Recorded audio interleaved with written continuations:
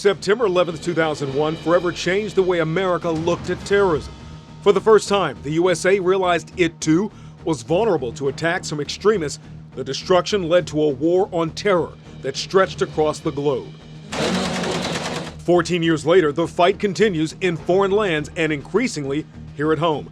Less than a month ago, a couple opens fire with deadly results at a holiday party in San Bernardino, California. But it is clear that the two of them had gone down the dark path of radicalization, embracing a perverted interpretation of Islam that calls for war against America and the West. A war that shows no signs of letting up. Weeks after the San Bernardino massacre, there was an arrest in Edgewood, Harford County, Maryland. A man is accused of taking money from ISIS, funding authorities say for a possible terror attack. This is the world we're going to live in forevermore.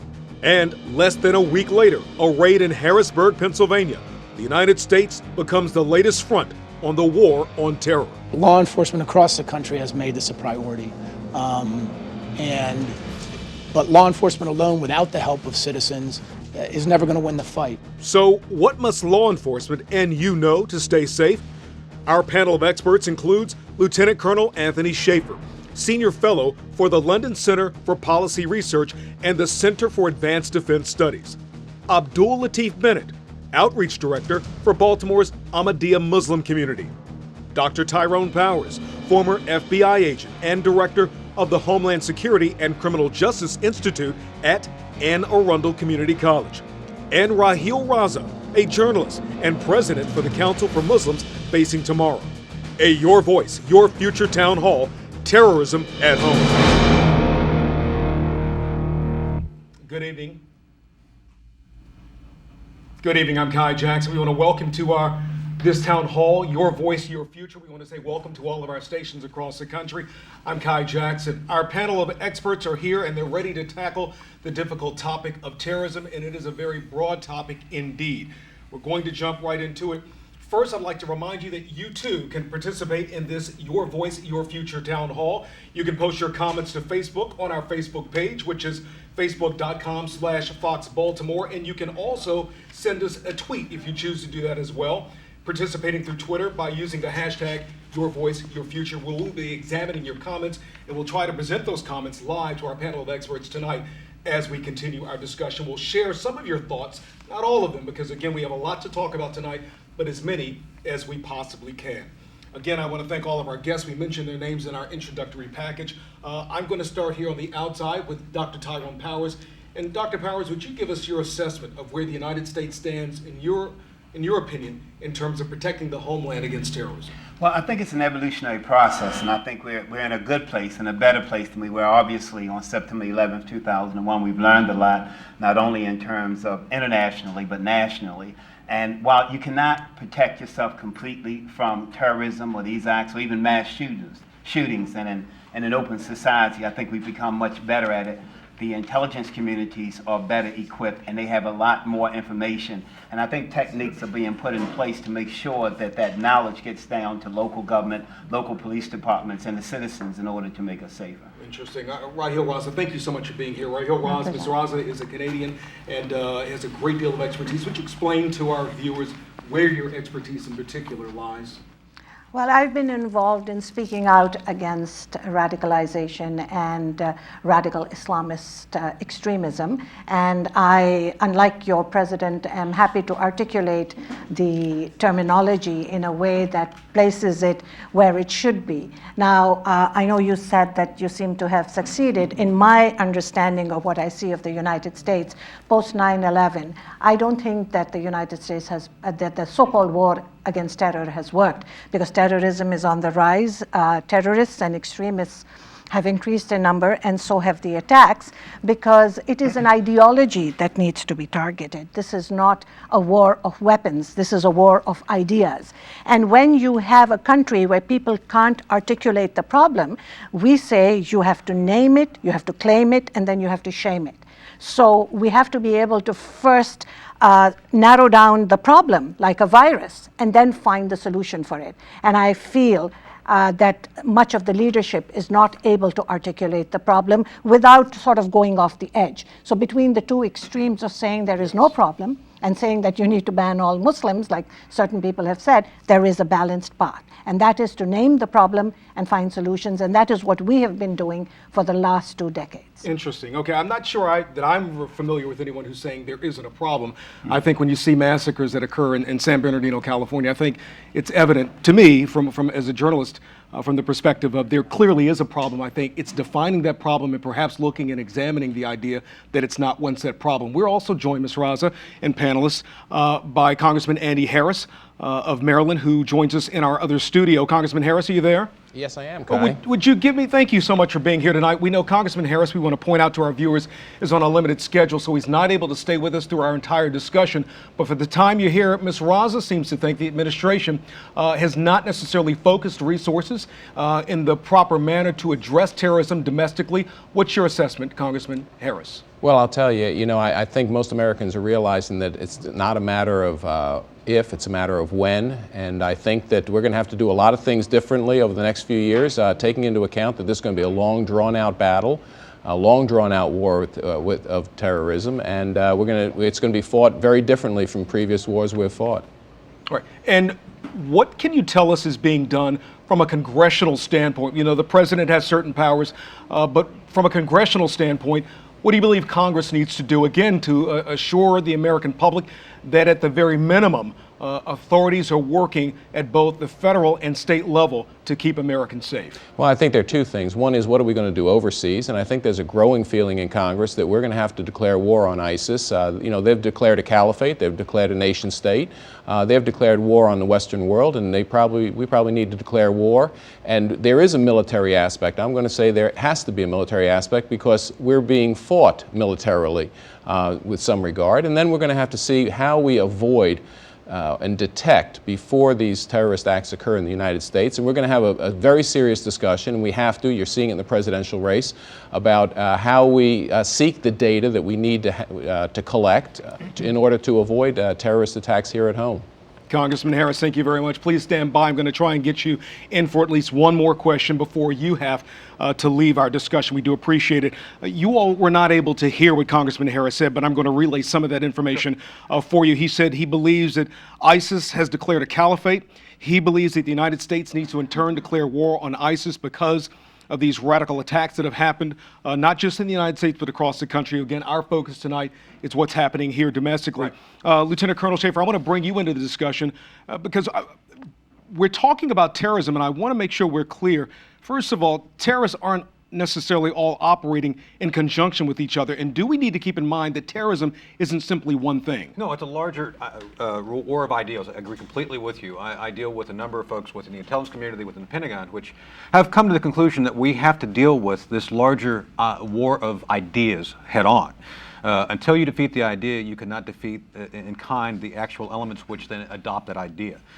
President al-Sisi of Egypt actually took upon himself a year ago a New Year's Day speech where he said to the clerics in Egypt that we, as the Muslims, must renounce violence as part of the religion.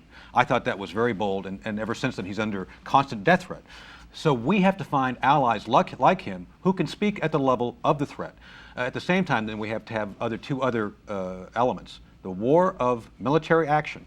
Ungoverned space is a magnet for terrorists. And it's not just ISIS, it's Al-Qaeda, it's Ansar al-Sharia. There's a whole flavor, a band of them. So we have to actually do an effective military strategy which matches the strategy to go after the idea. And then here at home, what happens overseas does clearly affect here. The so-called homegrown terrorists are influenced and effectively recruited to this larger cause from overseas locations. So to ignore the overseas locations will only precipitate more domestic attacks. So I think we have to look at this as a whole, and when we act, I agree with Congressman, we need to declare a larger war overseas, as well as take more preemptive action here in the United States, looking at the radical Islamic issues as they come upon us. Imam Bennett, I want you to follow up on what Lieutenant Colonel Schaefer is saying here, and I want to ask you the question, is any other group in America required to come out and denounce what one radical sect of a religion or any other organization has been saying or doing, even if it doesn't reflect the principles and ideas of that group? Absolutely, yes. I think that law-abiding and respectful Muslims or citizens in general have a duty to denounce violence no matter how it manifests itself. the Ahmadiyya Muslim community has been fighting a war against radicalism and extremism for over 126 years now. We are that reformation of Islam. Our founding father in the 1800s foretold a time like this, where Islam would be practiced only in name only. And so the peace that the religion stands for, you can't tell it by the way you see it practiced today, and that is our mission. Our mission is to express and to teach the true meaning of Islam, as well as to take the true teachings and to educate the public about it. Right. So that's what we're doing. Interesting. Congressman Harris, you're still there. I want to ask you this question. In trying to root out terrorism, and I doubt there is anybody across the country who doesn't see the urgency and the need to do that, are we running the risk, Congressman Harris, to some degree of trampling upon the rights of law-abiding citizens, as Mr. Bennett was just talking about? Look, I agree. I agree that that's a risk that we're going to have a big discussion about. I think it's going to. We have a presidential election coming up. I'm sure it's going to be a topic in the presidential election. You know, where is that balance? Because we certainly don't want to eavesdrop on every American, but we certainly want to eavesdrop on those who are plotting to have a terrorist act here in the United States. And we've got to get that balance. The Imam is absolutely right. We can't condemn the entire Muslim faith for the actions of a small group, but we can't accept the actions of that small group either. And we have to take actions against those the radical terrorists. I mean, I want to work, as a lot of people do, with the Muslim community, the broader group of Muslims in the United States who view with the same disdain that Americans view these terrorist acts, and that's how we're going to go forward. Interesting. Congressman Harris' group, I just want to let you know, said that you cannot condemn all Muslims for the actions of a small group. And I think that would probably, and most of you would agree, that would apply to any group and perhaps any radical sect or division of that group. Ms. Raza, we should be very clear that there's a very serious problem going here, and I know we set that up. We had a situation recently in Harrisburg, Pennsylvania, where authorities are saying a plot was thwarted. We'll see how that plays out in court. A Maryland man accused of providing material support to ISIS. How do you, as a citizen, deal with something when you suspect you've seen something? Are you, in your opinion, necessarily required to immediately say something? What should the average citizen do, in your opinion, to try and root out terrorism? Because there are some who believe we all have a responsibility in fighting this. I do believe that we all have a responsibility in fighting this. I mean, for a long time I have said that Muslims are the frontline warriors in this battle against radical Islamist ideology, because if you say something, you'll be slapped with a label of Islamophobia and racism. Exactly. So it is important that we stand up and speak out, and not enough us speaking out.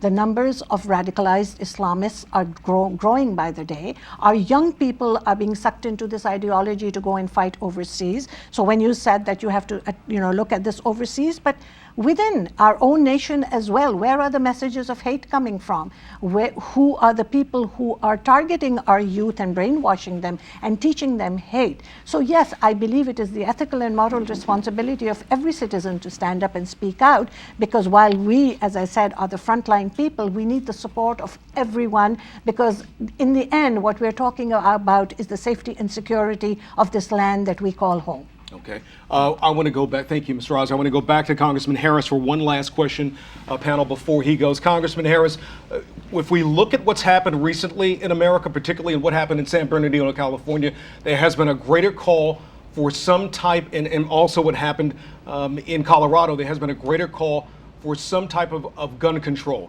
How would you respond to those calls for some type of weapons control in America? Look, that's not the solution. That's such a distraction from the serious topics we're talking about now.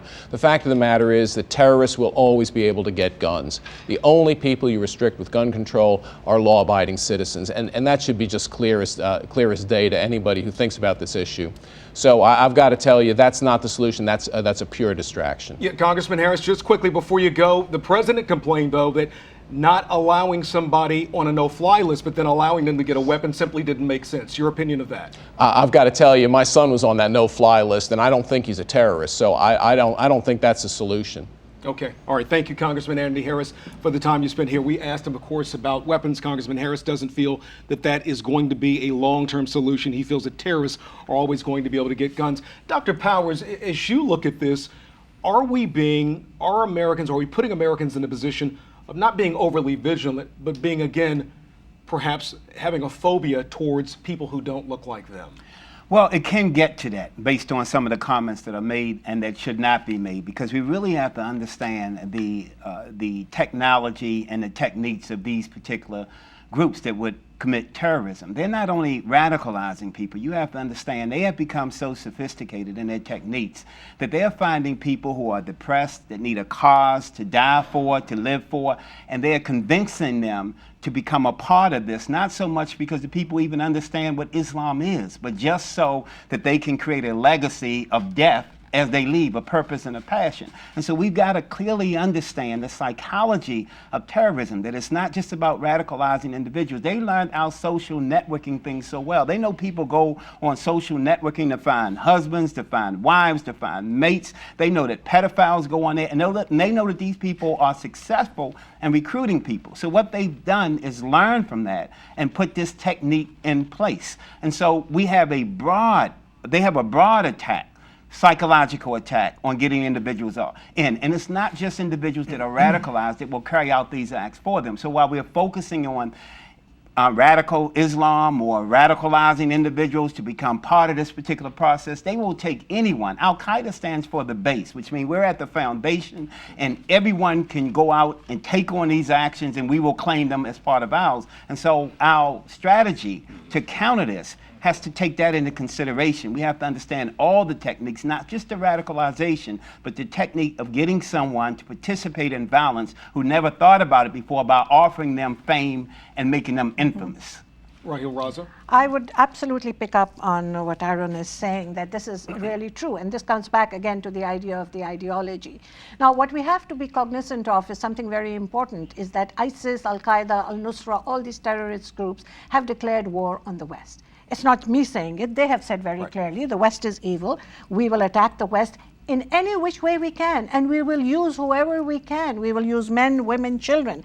And you see from the San Bernardino terrorist attacks that they did use a woman. You know, it is inconceivable for me as a woman and a mother to imagine that a mother of a 6-month-old child could ever do something like this. So it shows the power of the terrorists, how they manipulate the minds of these people. And we have to look at where these messages are coming from. We have to look at where the funding is coming from. This is not only about, I mean, I dare to say that gun control was probably not the reason why this particular attack happened. Terrorists will get armament wherever they need to. But we certainly don't want to make it easy for them to get those weapons. We don't want to, and that is definitely a separate issue. But let's not fudge it up with the terrorist attacks. What we need to target is the worst thing, which again is where the messages are coming from. Let me get the Lieutenant Colonel back in here to follow up on what you said, Ms. Raza, about imagination. Following the 9/11 attacks, one of the reports, Dr. Powers is familiar with this, one of the items that came out of that report, one of the observations from the 9/11 Commission was that authorities lack the imagination to see what could happen in this kind of situation. They also criticized agencies for not talking with the Lieutenant Colonel, and I know you may take issue with this. I do. But they aren't the only ones who are bringing up that criticism. Please well, respond. look, I know what you're talking about. I've actually talked to John Lehman about that inane comment. No, it was a failure of policy. It was not looking at where the threat was actually postulating itself. If you don't look at where the threat is at, you can't hope to stop it. So this is the issue we're now faced with again. We've got to look at where the threat's at. Screening people, screening your mother's best friend who plays bridge with her in an enhanced way when she lives in Minot, North Dakota, is not going to get you any additional security. We got to figure out how to use and So are you saying don't profile? I'm saying profile where you think someone's going to attack you, not profile everybody. This was the problem with the NSA quote-unquote bulk collection. The surveillance program. If you're looking for 7 fish in the size of something the Atlantic Ocean, it's hard to find. If you're looking for a set of 7 fish in a lake the size of your backyard, it's a lot easier. So what I'm saying is simply we've got to look at where the threat is at, actually look at what the policy will allow us to look at, and not pretend that everybody's a threat. Less than 1/2% of any of the population is a threat, and it's not all Muslims. It's a specific set. It's an affiliation with certain mosques, it's affiliation with certain individuals who are known as to be radicalized and radicalize others. Yes. And the use of social media. So we need to look at where they're at, not where we want them to be. Mr. Bennett? I would respectfully disagree with the with the colonel on the issue of profiling. Profiling lends itself to prejudice and presumptions. I think that in order to say something, you have to see something. And so we've seen on the news many times when an event happens, the neighbors know nothing because the terrorists usually keep to themselves, and that's how the neighbors do it as well. We've also discussed the possibility of surveilling mosques. The Ahmadiyya Muslim community has openly said that we willingly, open our mosque to that, but we don't think it will result in anything, even in other settings. Colonel, let me get you. I want to get both. I want to get everybody to respond here. I don't want to cut you off, Mr. Bennett. One of the things I want to bring up here is this report that's come in from George Washington University, ISIS in America, and in this particular report, it talks about how people are being recruited into these organizations. We realize there's not just one. Lieutenant Colonel, have you had a chance to see this report? I have not. But just one second, if I could just respond to this. I'm not saying profile the Muslims. I'm saying profile individuals who have specific patterns relating to other known radicals. I would never profile you. For the Sikhs, for example, the Sikhs have taken huge hits because they appear a certain way. Sikhs are not even Muslim. I know. So that's what I'm saying. I'm not saying because of appearance. I'm saying because of patterns which you know based on other patterns. And they were the victims of a massacre in their own place of worship. So I'm not saying profile. I do understand. Okay. But where I do think that there could be some advances made in terms of thwarting potential domestic terrorism acts is in the workplace. In the workplace, you have a much more intimate relationship with your coworker. San Bernardino and other places have taught us that if our employees are more vigilant, or in the way that we would like to have it, if they're more sensitive to their fellow co-worker and his sensitivities as well as respectful of his religion, then I think both workplace violence and terrorism could possibly be thwarted. Let's make sure we're sticking to our topic here. And I'm not saying we're not doing that, but I want to come back into it. Ms. Rosa, just give me a moment for Dr. Powers. In this instance of San Bernardino, we're not pointing fingers here. Give us an example, in your opinion, in your experience, Dr. Powers.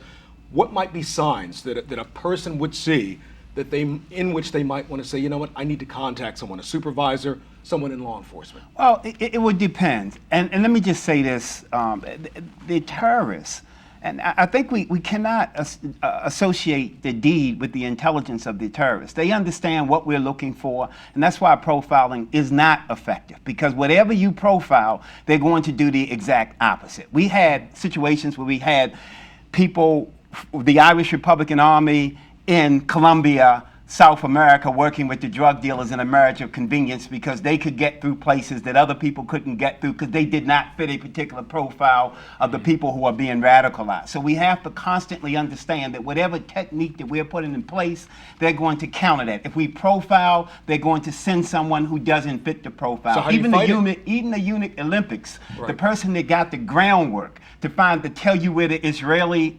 athletes was not from the Middle East. It was a guy from Germany who was a Nazi who hated Jews too. So they wanted to get past that profile to put someone in place. So you have to constantly remember that profiling may be counterproductive.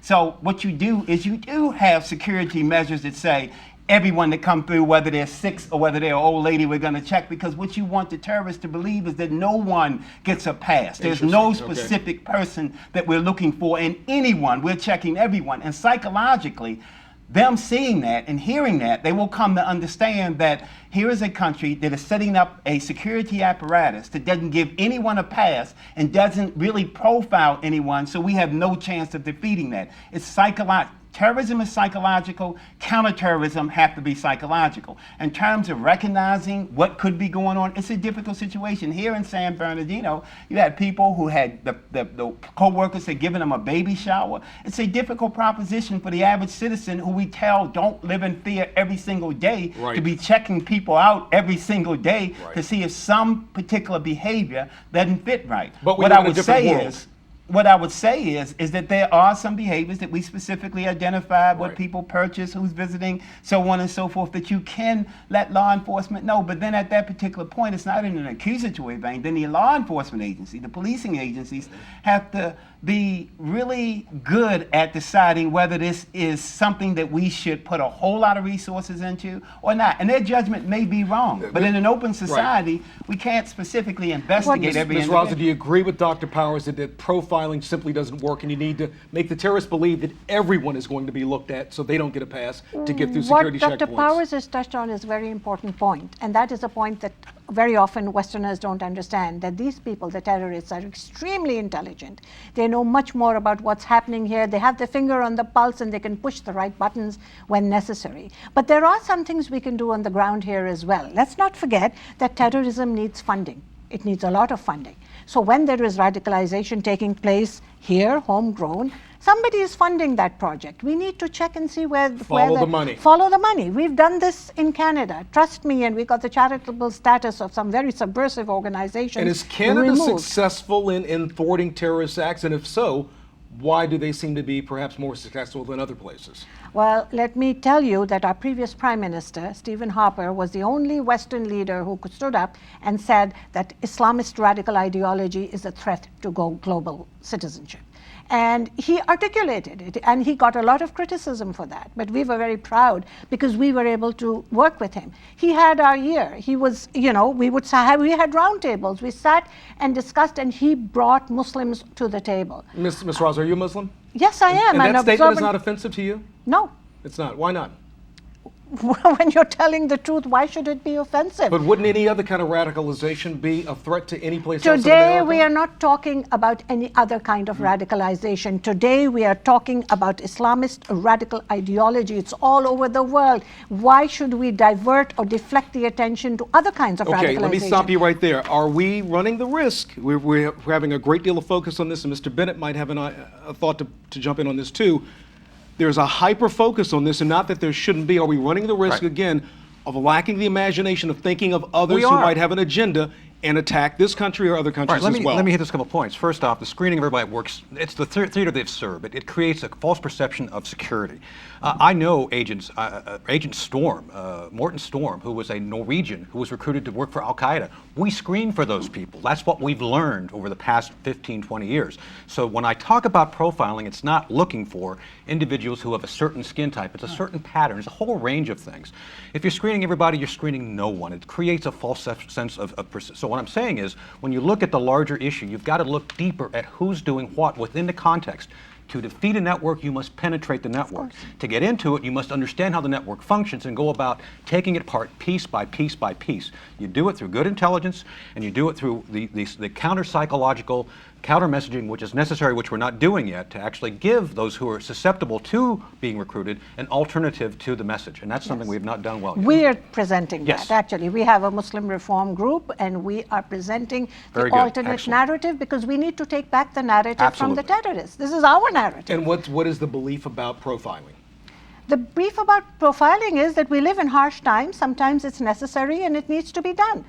Because after all, the security and safety of the country is the first important thing. Well, we screen everyone anyway. If you go to the airport today, you're going through airport And it's security, an absolute they're waste of screening time. everyone. And your point is, What what's the the fact waste of the of matter time? is this. It is not from a counterterrorism standpoint, having worked counterterrorism and counterintelligence, because if there is a belief by these individuals that they may be caught, individuals who enter a federal building that have to go through a metal detector will not wear a gun. They will put it in a tray, they will keep it in their car. If you go to the NSA today, they take your cell phone. You will not take your cell phone into the NSA, because you know no matter who you are, when you enter through those gates, your cell phone is gone. So it is effective in making people think about that. What I would suggest is, I'm not suggesting that we don't look at particular groups or individuals who hit a list, who we followed who we gained some intelligence from, who we've looked at in a particular situation. But what I'm suggesting is that the psychology of terrorism, when you harden a target, this is a concept that we're taught in the academy, that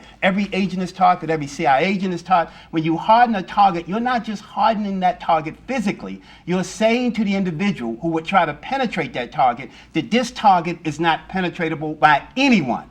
Anyone, whether they're from the Northern Ireland, whether they're from a South American terrorist organization, whether they're from a Middle Eastern terrorist organization, or whether they're a Russian spy. All right, And the reality of the matter is, you mentioned something that the FBI will tell you specifically that they are not just concentrating on Al Qaeda or ISIS. They know we've got domestic terrorist groups. They're not. Right. We're not that far away from the Oklahoma City bombing and Timothy McVeigh. They understand that, and they understand that if we just concentrate on one group, then we are vulnerable to domestic terrorist groups who are anti-government in and of themselves. Right, Mr. Bennett, do you think there enough of a connection is being made between organizations like yours and law enforcement so that some of the tension is de-escalated and people who are concerned in their communities about something or some activity feel that they have a channel or an avenue to go and speak to someone without necessarily feeling the threat or fear of being examined themselves? Yeah, well, I think that it's not so much what the person looks like, it's what they believe.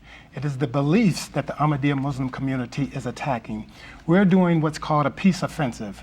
We're attacking those underlying beliefs, specific Quranic verses, specific hadith that they cite and distort, which gives them the belief that they're going to inherit paradise.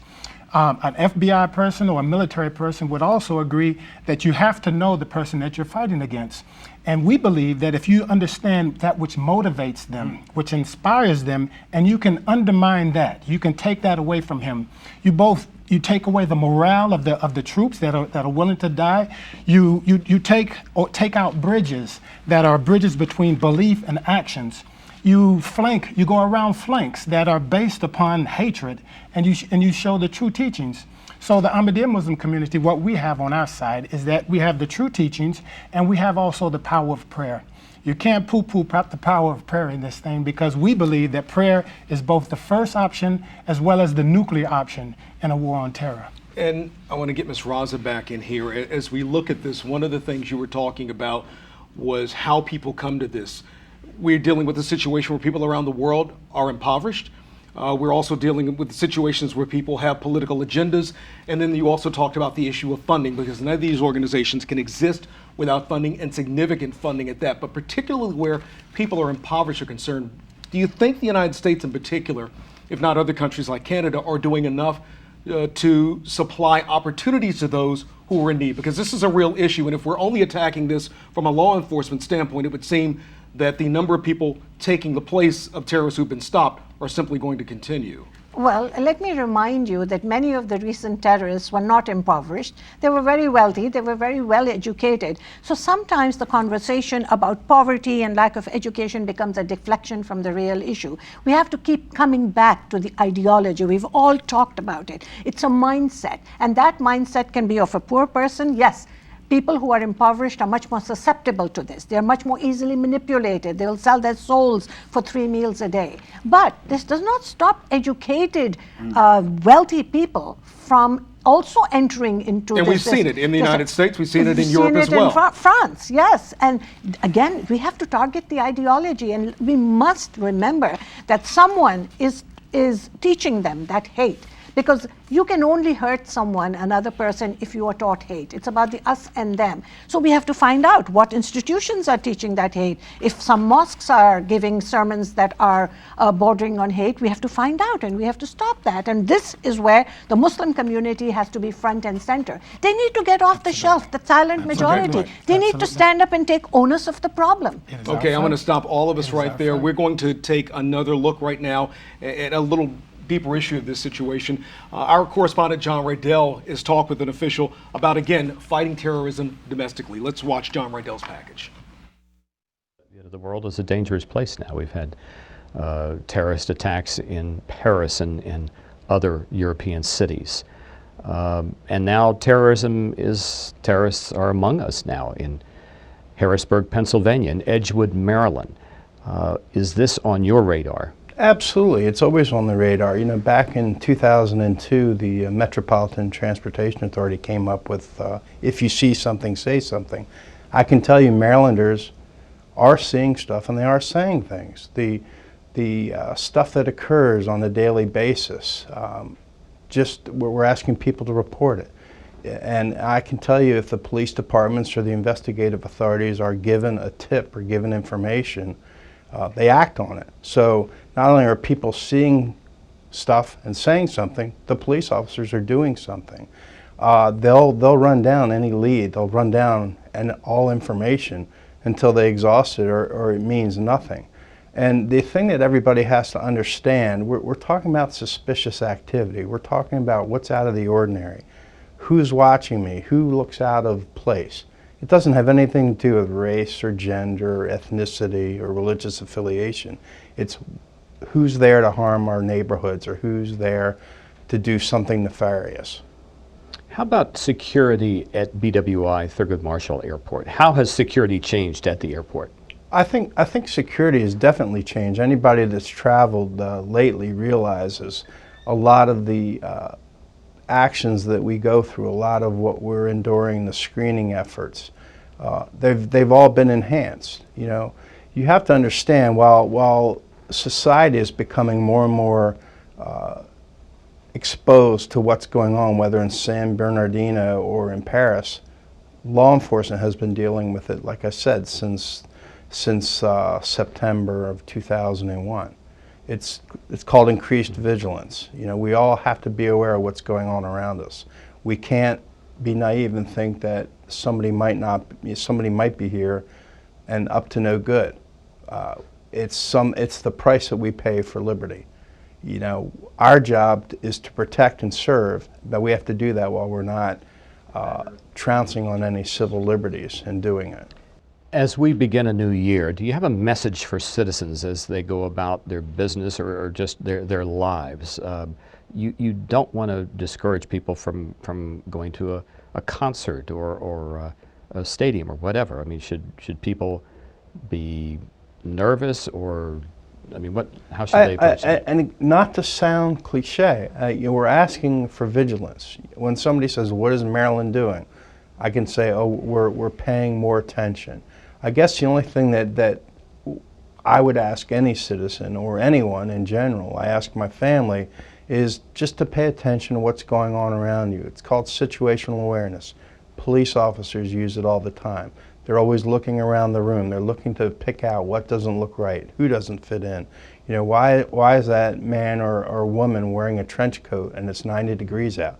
That's something that doesn't make sense. You don't have to take action, you just have to pay attention, be aware of what's going on around you, and report it as soon as possible.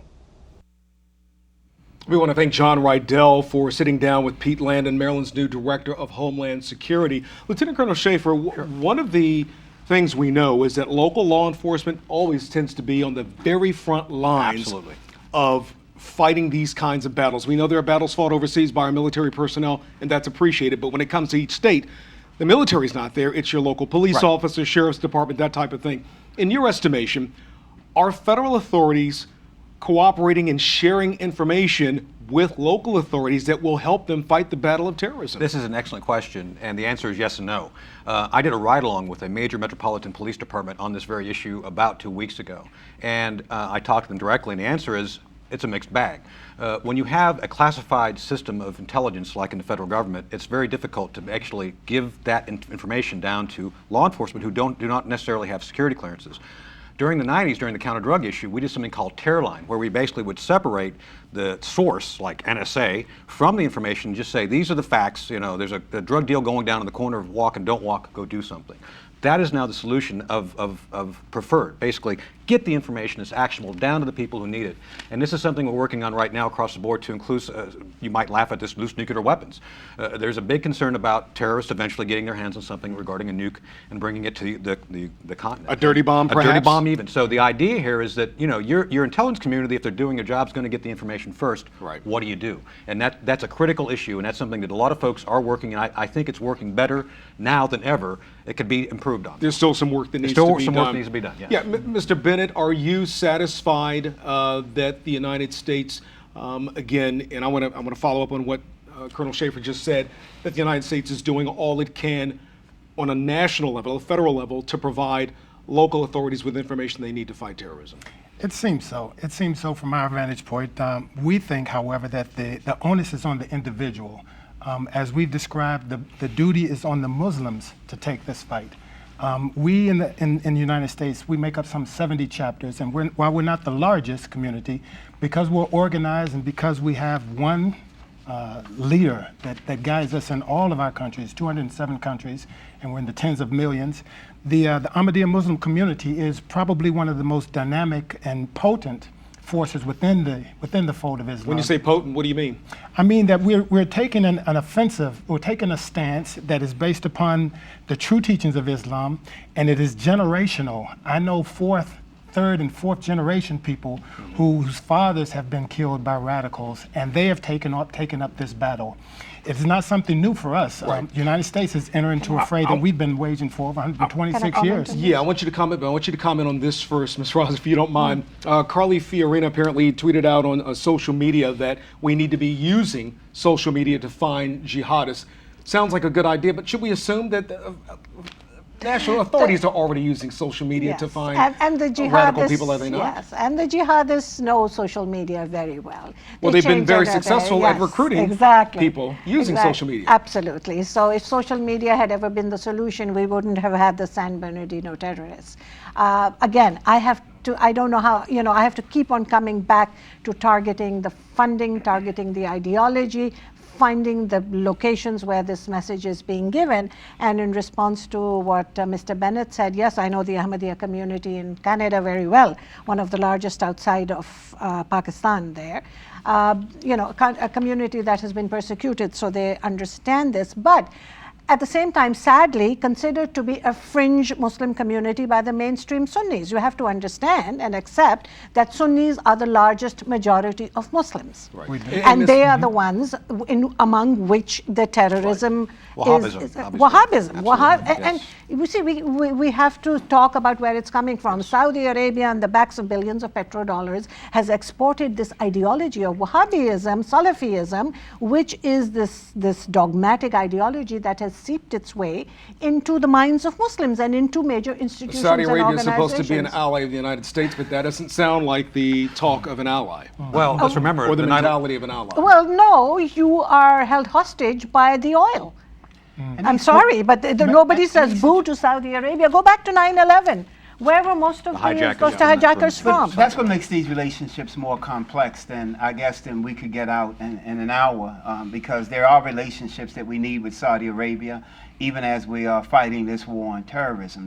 There are conflicting interests, and then we and the people at higher levels have to balance those interests, whether we understand them or not. As you were saying, as the Colonel was saying, with the local police and the FBI may want to share intelligence information with local police departments, but at the same time, they may have a public corruption investigation going on the chief of the police and the agency that they're supposed to be sharing information We with. brought up to you a moment ago this new report on terrorism from George Washington University. Your thoughts about this? Because again, I know this report is starting to take hold across the country in terms of people looking at it. They're talking specifically about social media. And what we're seeing in that report is there are a lot of young people being recruited into ISIS and ISIL. Can you talk about the report and the impact you think it's going to have on looking at this issue? Well, yes, we know that hundreds of young people, America, the United Kingdom, Europe, and Canada as well, have been recruited into going to join ISIS, and not all of them Muslim, by the way. So what is it that compels young people to go and join a jihadist organization? What is it, do you think? Well, one, there's a vacuum in their lives, and the terrorists play on those. I told you, they know which buttons to pull. Right. This is not something that they have just done overnight. Mm-hmm. They have been looking at this, investigating it, studying your psychology and my psychology and how we think for many, many years. They are technologically very proficient, and then they prey on the minds of these people we on the shouldn't, Ms. Raza, with all due respect, we shouldn't assume that terrorists are working in concert with each other with one mind, no more than everybody in America is working with one mindset and one belief system either. Well, they are all connected to each other on one major issue. They hate the West to damage the West. Tell me how Al-Nusra, Al-Qaeda, ISIS, Taliban, how are they different? They actually promote this ideology, and this is what brings them recruits, because now they're brainwashing them to tell them that there was colonization and there's occupation. They use any excuse. All right, I've got one story I've got to go to quickly. Panel, just hold on just a moment. We've got a lot to talk about before we close out. Federal agencies, of course, are still struggling with what to call and when to call an attack. Terrorism on American soil, that's still a big concern. Let's go. We're going to go now to correspondent Christine Frizzell regarding this George Washington University report. A new level of clarity now that the problem doesn't just exist on other people's shores. The study, ISIS in America from Retweets to Raqqa, reveals staggering numbers: 900 active investigations of ISIS sympathizers, 250 Americans who have traveled or attempted to travel to Syria, and 71 individuals actually charged. The numbers are unprecedented. Co-author Seamus Hughes and his team spent months poring over thousands of documents and says the faces of those connected to ISIS vary dramatically. Like this Mississippi couple, this high school girl from Alabama, and this young man from Massachusetts. The study raises many questions about how the U.S. government has failed and what more it should be doing to prevent Americans from following the Islamic State. What is the Islamic State? Suggestions include more government funding for prevention, launching a message war at home and not just abroad, and new laws to protect Muslim Americans who want to help with that counter-messaging.